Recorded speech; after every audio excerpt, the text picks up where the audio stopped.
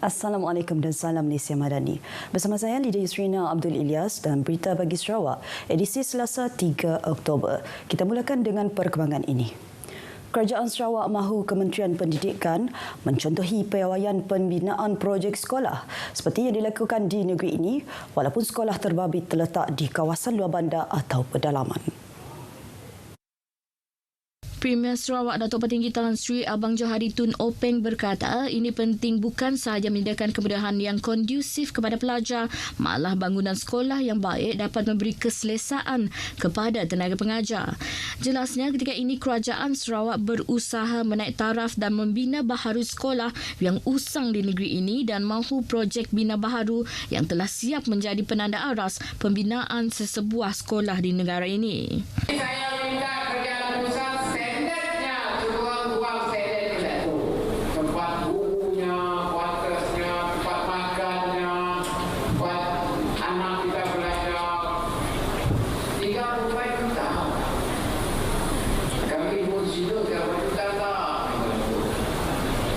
sebabnya saya pada Perdana Menteri kalau boleh beri otonomi kepada Sarawak.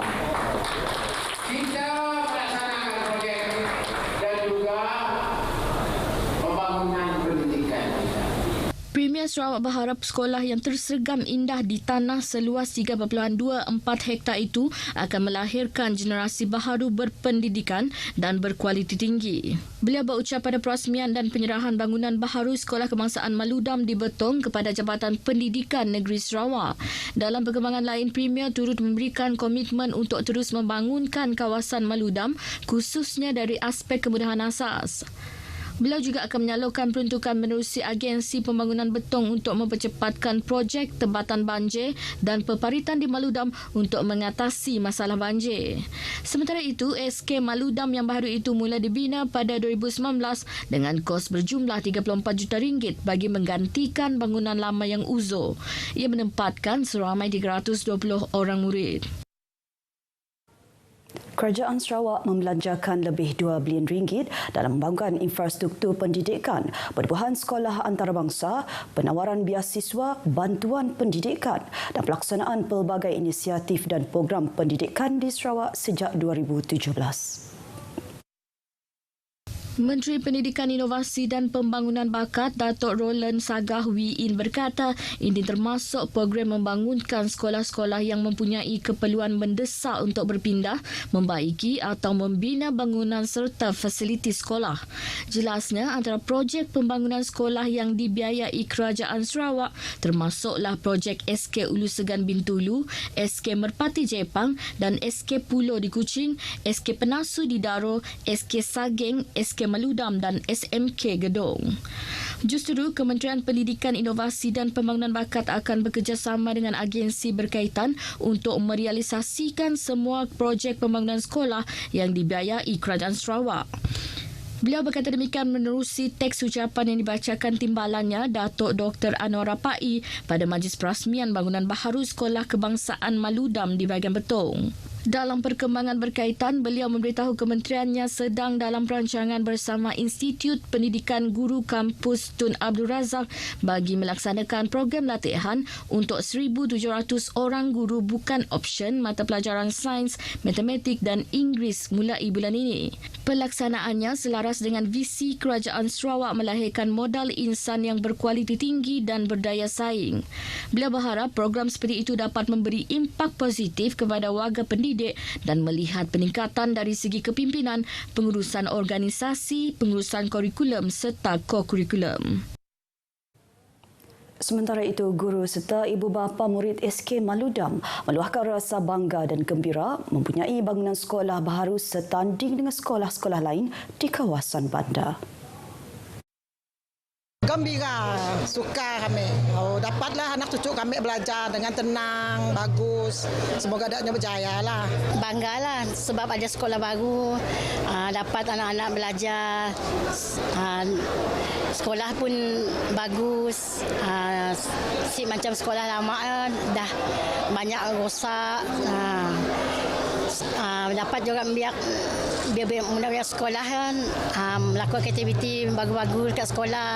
Bagi seorang pendidik yang merupakan bekas murid di sekolah Maludam itu, beliau terharu kerana dapat berkesempatan berkhidmat di bangunan sekolah yang baru itu. Memang saya boleh nampak sebab saya berada di sekolah rendah di sekolah lama SK Maludam.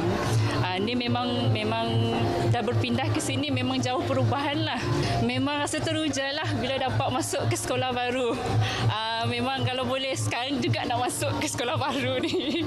Memang teruja sangat. Terdahulu dalam ucapannya pada majlis perasmian bangunan baharu sekolah itu, Ahli Dewan Undangan Negeri Lingga, Dayang Norazah Awang Soho berterima kasih kepada kerajaan negeri atas komitmen yang diberikan bagi membantu menambah baik prasarana pendidikan di negeri ini.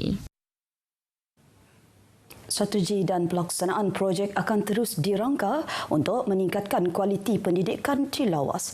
Timbalan Premier Dato' Amar Wang Tengah Ali Hassan berkata, pada masa ini pembangunan infrastruktur Maktab Rendah Sains Mara MRSM dan Pusat Kecemerlangan Teknologi Sarawak Sentex sedang dirancang untuk kawasan tersebut. Menurut beliau, dana berjumlah RM160 juta juga telah diperuntukkan di bawah Agensi Pembangunan Wilayah Utara NRDA untuk penambahbaikan prasarana sekolah-sekolah di Lawas. Beliau turut menyatakan komitmen untuk mendapat lebih banyak peruntukan daripada kerajaan pusat bagi memperkasa pendidikan di wilayah utara itu. Dato' Amar Awang Tengah berkata demikian semasa berucap merasmikan kursus pasca perkahwinan di Lawas. Dalam pada itu, beliau yang juga Menteri Perdagangan Antarabangsa, Industri dan Pelaburan Sarawak turut mengumumkan pelan bagi pembangunan ekonomi Lawas menerusi pelaburan syarikat-syarikat yang berminat mewujudkan kerjasama di mana ia dijangka akan dimulakan tahun depan. Kementerian Industri Makanan, Komoditi dan Pembangunan Wilayah Sarawak (MFICOT) menyasarkan pembangunan zon perindustrian akuakultur di Sarawak bagi ternakan udang diperluas ke kawasan lain dan tidak hanya terhad di Kuching. Antara kawasan yang dicadangkan adalah Tanjung Manis, Limbang dan Lawas. Menterinya, Datuk Seri Dr. Steven Rundi Utom berkata industri ternakan udang ketika ini hanya meliputi kawasan seluas 300 hektar. Ia memerlukan sekurang-kurangnya 7,000 hektar bagi menjana RM1 bilion pulangan daripada industri tersebut. Katanya, bagi memastikan rantaian bekalan yang stabil, penting untuk meningkatkan pengeluaran serta menjaga kualiti produk akuakultur sekaligus memastikan industri tersebut dapat melangkah lebih jauh sesuai dengan permintaan. Jelas beliau lagi, dengan kerjasama Pertubuhan Peladang Negeri Sarawak PPNS, industri ternakan udang menjadi fokus untuk dikembangkan sama seperti ternakan ikan tilapia dan empurau. Beliau berucap pada program pelepasan anak benih udang di Lobas Toh Rambungan di Lundu. Terdahulu, timbalannya yang juga pengurusi PPNS, Datuk Dr. Abdul Rahman Ismail berkata bahawa kawasan tersebut akan dibangunkan sebagai sebuah tempat agropelancongan menjelang 2024 yang dilengkapi dengan pusat maklumat udang, peladang e-shop dan juga taman permainan kanak-kanak. Katanya, sejumlah RM10 juta peruntukan diperlukan bagi menyediakan beberapa fasiliti asas seperti jalan raya dan bekalan elektrik. Industri ekopelancongan yang ada di Long Urun Belaga perlu dilindungi daripada terjejas akibat projek peladangan kelapa sawit yang banyak diusahakan di kawasan berdekatan. Menurut Adun Murum, Kennedy Cupai Ugon, bagi melindungi kawasan ekopelancongan Long Urun ini, beliau telah berjumpa dengan pihak pengurusan syarikat ladang kelapa sawit di kawasan tersebut. Perbincangan itu katanya bagi memohon agar kawasan yang mempunyai industri ekopelancongan seperti tapak perkemahan dan homestay tidak dibangunkan ladang kelapa sawit. Kawasan itu perlu dilindungi agar keindahan hutan semula jadi dan sungai jernih tidak terjejas oleh pembangunan ladang kelapa sawit. Jadi kita perlu ada kawasan yang kita pelihara untuk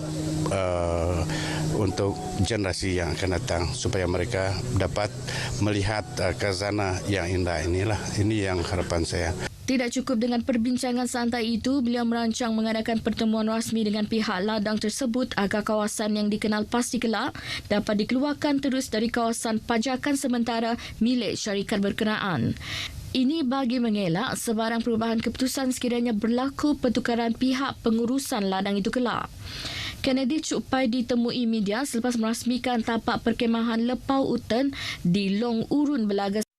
Terletak kira-kira 76 km dari Pekan Belaga, tapak perkhemahan yang terletak di tepi Sungai Air Jernih ini dikelilingi hutan belantara masih terlindung dari sebarang pembangunan.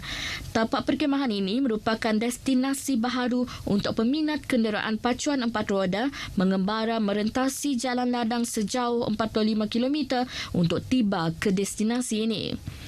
Perasmian tapak ini merupakan sebahagian daripada aktiviti di bawah program Iko Pelancongan, Eksplorasi dan Ekspedisi Sarawak (SEE Sarawak), anjuran pejabat Kementerian Pelancongan Seni dan Budaya Motek Sarawak. Kennedy Cuk Pai turut berkesempatan melepaskan ikan air tawar di sungai berdekatan.